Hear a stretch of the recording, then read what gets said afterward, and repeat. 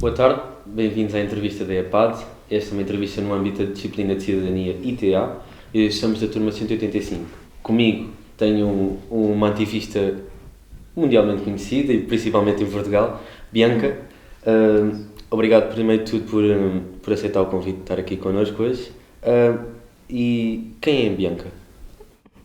Então, obrigada eu pelo convite. O meu nome é Bianca Castro, eu tenho 22 anos, moro cá em Lisboa e basicamente sou atriz e ativista por justiça climática. Portanto, trabalho tanto a nível regional, nacional e também internacional. Obrigado. Provavelmente é uma pergunta que já lhe fizeram várias vezes, mas qual é o seu objetivo em ser ativista? Bem, eu diria que o objetivo, lá está, é justiça climática, é alcançar justiça climática. E quando digo justiça climática, digo então as alterações climáticas serem resolvidas e encaradas enquanto um complexo problema político de justiça social. Portanto, quando falamos de justiça climática, normalmente as pessoas confundem um bocadinho com ambientalismo, mas acho que a diferença está mesmo aí. A justiça climática não é uma coisa que se alcança apenas a cortar emissões, mas sim através da justiça social também e de realmente criar um mundo mais justo para todas as pessoas. Acredito que a decisão de se tornar ativista não tenha sido tomada do dia para a noite. O que é que a incentivou a tornar-se ativista? Eu diria que comecei o meu ativismo em 2019 e na verdade foi quando o Fridays for Future começou a nível internacional, portanto quando começámos a ver a Greta Thunberg na Suécia a fazer aquelas greves pelo clima todas as sextas, e eu fui uma das pessoas que também começou a fazer cá em Lisboa, especificamente em fevereiro de 2019. E pronto, e foi a partir daí. Agora, o que me levou a começar nessa altura, não sei dizer muito bem, mas eu acho que eu originalmente sou do Alentejo e foi precisamente quando mudei para Lisboa e acho que já tinha, eu odeio esta expressão, mas já tinha um bocadinho o bichinho, e então já queria estar ativa nesta área e já no Alentejo estava sempre interessada em causas ativistas e também dos direitos dos animais e etc. E então acho que quando vi isto a surgir internacionalmente, sabia que queria fazer alguma coisa e, portanto, comecei com um grupo de pessoas cá em Lisboa, mas nem eu imaginaria a dimensão que isto ia tomar passado muito pouco tempo. Como referiu, começou em 2019, já são bastantes anos. Qual é que foi a parte mais difícil logo no início? A parte mais difícil, eu acho que quando comecei em 2019 a fazer este ativismo, apesar de saber que era ativismo por justiça climática, eu acho que não sabia muito bem o que é que sequer justiça climática queria dizer. Estávamos todos a começar e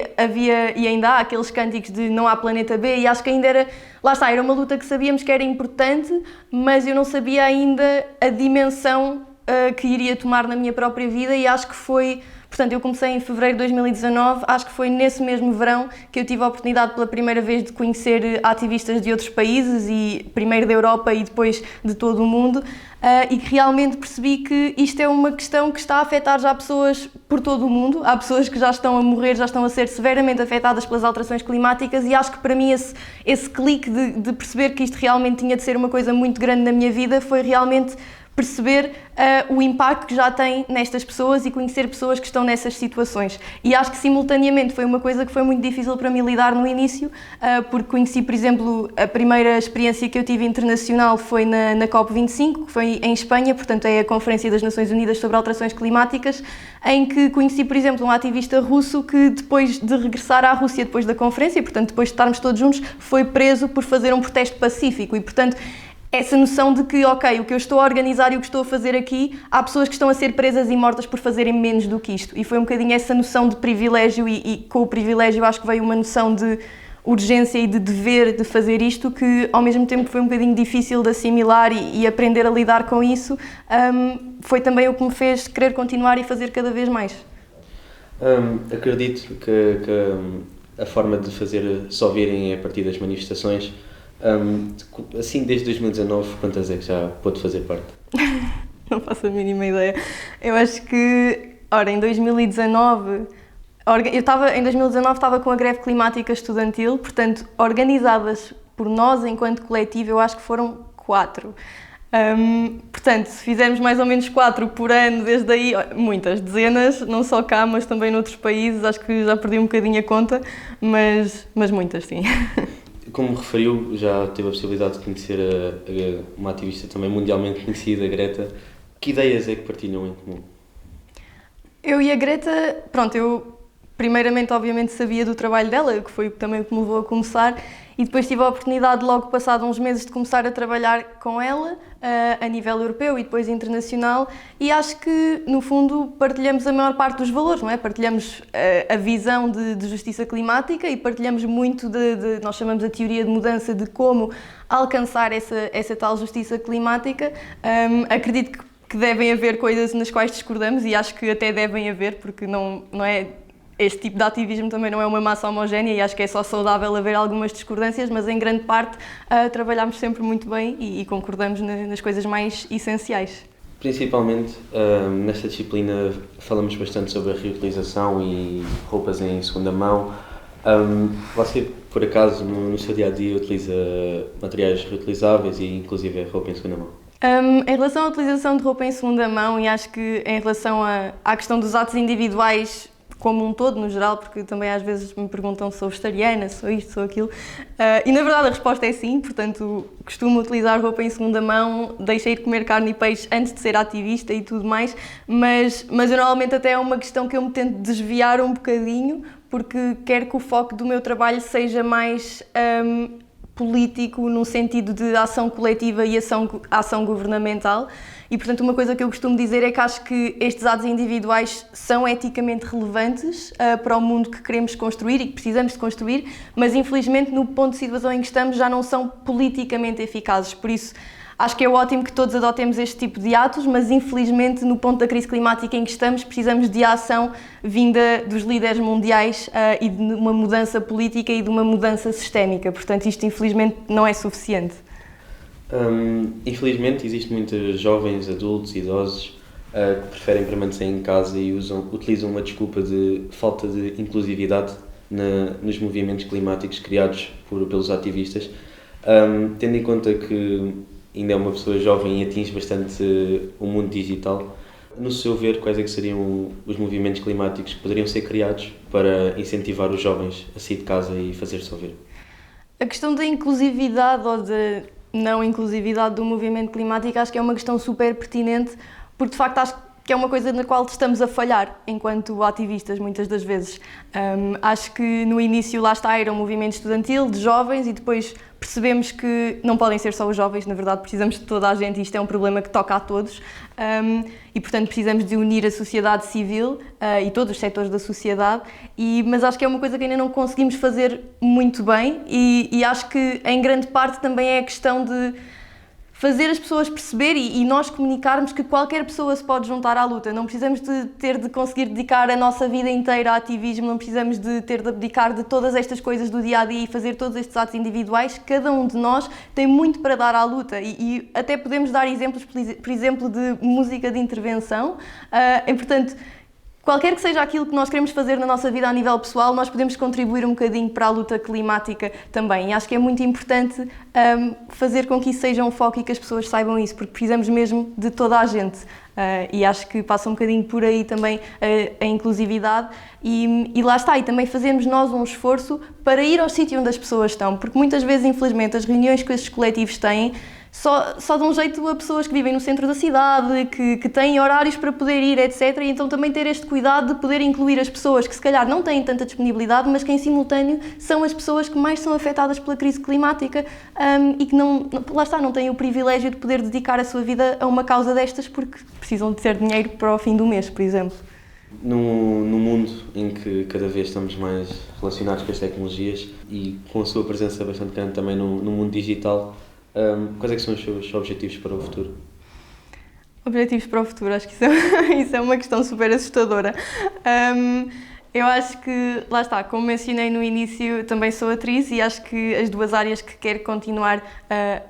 a fazer com que sejam as áreas da minha vida são a representação e a justiça climática. Eu neste momento estou a trabalhar na Greenpeace Internacional,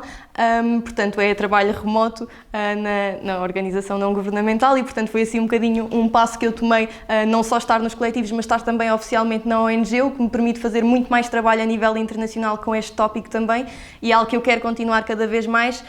e um dos meus outros focos também é aprender cada vez mais e trabalhar cada vez mais em política climática internacional,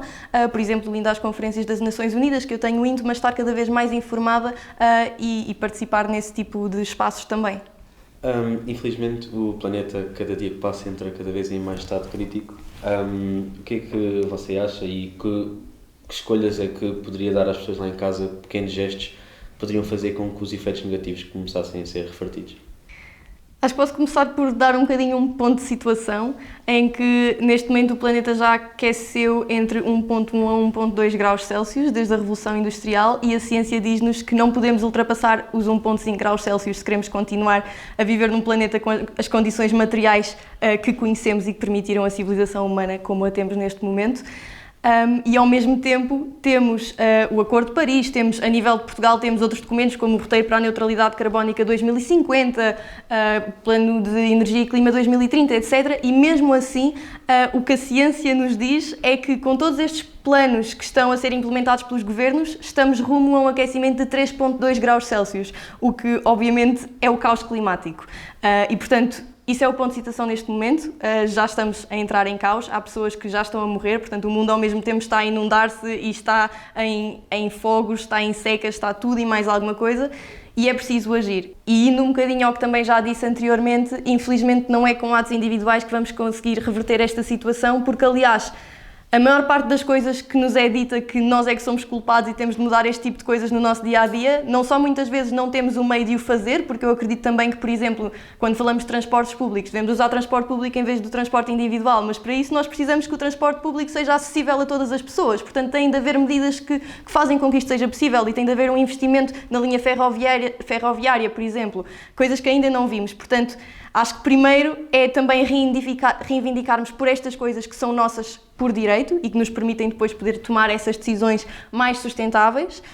mas quero também deixar a nota de que muitas vezes esses anúncios que nós vemos sobre ser mais sustentável e etc. são feitos por empresas que são as mais poluentes, porque nós sabemos também que 100 empresas mundialmente são responsáveis por 70% das emissões de gases com efeito de estufa a nível global. E portanto é um bocadinho ridículo ouvirmos esta narrativa de que nós individualmente é que somos os culpados, mas acho que uma das coisas mais importantes é cada um de nós perceber que temos poder político enquanto cidadãos para reivindicar por estas medidas e pronto, e acho que é muito por aí, portanto lá está, em casa sim fazermos os possíveis, mas termos noção de que temos este poder de também reivindicar mudança e de fazer por isso e temos também a responsabilidade para tal, se for algo que está ao nosso alcance. Como se sente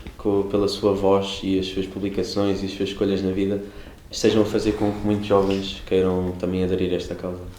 Acho que é sempre um objetivo e é sempre um prazer ver que outras pessoas, por verem o que eu ou que os coletivos em que eu estou fazemos, que queiram também tomar ação e começar a fazer também ativismo. E acho que é uma coisa incrível. E aliás, eu comecei a estar nestes coletivos em 2019 e acho uma coisa super bonita que agora quando eu volto àquelas reuniões são pessoas totalmente diferentes, portanto é quase que uma outra geração de ativistas e também a nível internacional as pessoas, vai-se vendo que há cada vez mais pessoas, as pessoas estão cada vez também mais informadas, é quase como uma bola de neve, não é? Vamos aprendendo cada vez mais e também vamos aprendendo como chamar mais pessoas para se juntarem a nós. Isso é incrível e realmente é isso que nós queremos. Principalmente depois de já fazer isso desde 2019, inúmeras manifestações, inúmeros trabalhos, quais é que foram as memórias ou quais são as memórias que mais lhe marcam no lado bom? Quando eu penso em memórias, as memórias que mais me marcam, eu diria que são as amizades que fui fazendo, que eu acho que tenho muita sorte em realmente ter conhecido ativistas de todo o mundo, a que eu agora posso ter o prazer de dizer que são os meus melhores amigos. E portanto, e também tenho o privilégio, lá está, de ir a várias iniciativas a nível internacional e de os encontrar várias vezes, conhecer tantos outros contextos e realidades que acho que foi o que mais me enriqueceu a mim enquanto pessoa e o que também me ajudou a melhorar cada vez mais o trabalho que eu faço, foi conhecer tanta gente, tantas novas perspectivas, tantos novos contextos. Voltando a frisar, depois, desde 2019 que faz este trabalho incrível, mas em Portugal sente que ainda existe falta de apoio por parte do Estado? Ninguém está a fazer o suficiente e eu digo que ninguém, em termos de líderes mundiais, governos, partidos políticos e muitas vezes até nós ativistas temos de fazer cada vez mais. E em Portugal, lá está, nós temos documentos como o Roteiro para a Neutralidade Carbónica 2050, a Lei de Bases de Energia e Clima, temos vários documentos que mesmo assim, fazendo as contas, nos dizem que o orçamento carbónico de Portugal, ou seja, o dióxido de carbono que podemos utilizar até 2100, com estes documentos em vigor, que supostamente são documentos que visam melhorar a ação climática, esse orçamento carbónico vai esgotar já até 2037 no máximo e, portanto, Isto logo assim, isto é matemática básica, diz-nos que tudo o que nós temos em vigor neste momento é insuficiente. E mesmo assim vemos o nosso governo e tantos outros a aprovar cada vez mais projetos destruidores em termos ambientais. E estamos a ver, por exemplo, o nosso governo agora a negociar com os governos de Espanha e de França para construir um novo gasoduto que dizem que é para gás natural, e sendo que gás natural nem é uma energia sustentável, mas isso é outra história, mas portanto estamos cada vez a ver mais estes governos, lá está, a fazerem meio que um greenwashing e que muita ação climática, e Lisboa foi a capital verde europeia, o que quer que seja que isso significa, porque na prática não vemos a ação a existir, não é? Acredita que os líderes políticos nos arredores do mundo tentam passar a imagem de mais espaços verdes, mais iniciativas, mas sente-se frustrada por ver muitas das vezes as suas vozes silenciadas? Acho que das coisas mais difíceis que enfrentamos enquanto ativistas é exatamente sentir que nos continuam a ignorar. Houve casos, por exemplo, em 2019, em que até houve reuniões com membros do governo, com o Ministro do Ambiente e etc., em que publicamente dizem que correu tudo muito bem, que estão a trabalhar com os jovens, mas depois não há qualquer tipo de ação e o pouco que há é muito enganador e não vai realmente fazer a diferença. E acho que isto é, sem dúvida, das coisas mais difíceis e que, infelizmente, às vezes sentimos que é muito difícil continuar, e continuar para quê, não é? Estamos aqui já há estes anos, estamos a manifestar-nos, e acho que é importante também dizer que eu comecei em 2019, o movimento jovem em massa começou em 2019, mas a luta por justiça climática já acontece há décadas, portanto começou com comunidades indígenas que nem se chamam ativistas, porque na verdade o que eles fazem é só lutar pela sua sobrevivência, e portanto esta luta já está a ser travada há muito tempo e infelizmente continuamos rumo ao colapso. E porquê, não é? Portanto acho que das coisas mais difíceis é também aprender a lidar com isso e perceber que, na verdade, temos de continuar porque não temos outra opção. Posso dar também o exemplo de que a próxima COP, portanto a COP que vai ser a 28, a Conferência das Nações Unidas, vai acontecer no Dubai e o presidente da COP 28 é um CEO de uma petrolífera. Portanto, como é que isto é possível, não é? Na última COP em que eu estive presente, que foi no Egito, havia 636 delegados da indústria fóssil. Portanto, as pessoas que vêm diretamente da indústria fóssil, a sua delegação era maior do que a delegação de qualquer outro país. E como é que é possível ter esperança quando nós vemos estes espaços de decisão oficiais, portanto, espaços das Nações Unidas para debater este assunto, a serem totalmente invadidos pela mesma indústria que está a causar esta crise em primeiro lugar. E, portanto, acho que é muito difícil às vezes assimilar isto tudo e mesmo assim ter a motivação para continuar. Mas acho também que é aí que entra um bocadinho a noção do poder político que conseguimos ter e que realmente temos de tomar responsabilidade pelas nossas próprias mãos e continuar a lutar por isto, continuar a criar cada vez mais disrupção até que não nos possam mais ignorar. Em que aspectos é que estas viagens, estas lutas afetam a sua vida pessoal? Vou ser muito sincera, eu acho que já não consigo ver qual é a linha entre a minha vida pessoal e o ativismo por justiça climática, porque a luta também se tornou pessoal para mim, de certa forma. A última pergunta não é bem uma pergunta, é mais um pedido. Se podia dizer às pessoas lá de casa que sites podem aceder no Google para poderem procurar saber mais sobre esta causa, e também uns conselhos para as pessoas seguirem lá em casa para poderem também começar a fazer-se ouvir e também começar a ajudar os outros. Para quem quiser saber mais e espero eu também tornar-se ativo nesta luta, há vários sites a nível de Portugal. Podem ver, por exemplo, o site da Greve Climática Estudantil, que é greveclimaticaestudantil.pt, em que podem ver não só tudo o que a greve climática está a fazer, mais direcionada para estudantes e jovens e envolverem-se, mas também ver uma série de artigos e reivindicações com explicações de porque que é o que nós reivindicamos. Podem também ir ao climáximo.pt, que é um outro coletivo que é baseado em Lisboa, que tem imensos artigos, portanto não só também informação sobre ações e sobre como se podem envolver, mas também imensos artigos, desde a ligação entre a crise climática e a crise do custo de energia, questões sobre o hidrogénio verde e se realmente é uma opção ou não, portanto têm todas estas coisas informativas também. E a nível internacional, há o site do Fridays for Future, há o site da Greenpeace, e eu diria que para quem está interessado em saber mais também a nível científico e político, informação mais aprofundada, podem sempre consultar os relatórios do IPCC, portanto que é o painel intergovernamental das Nações Unidas, que junta um conjunto de cientistas internacionais, onde está a ciência climática mais atual e mais relevante de hoje em dia, e acho que a partir daí não só têm muita informação, lá está, em relação à causa e à ciência, mas também sobre como se podem envolver. Obrigado.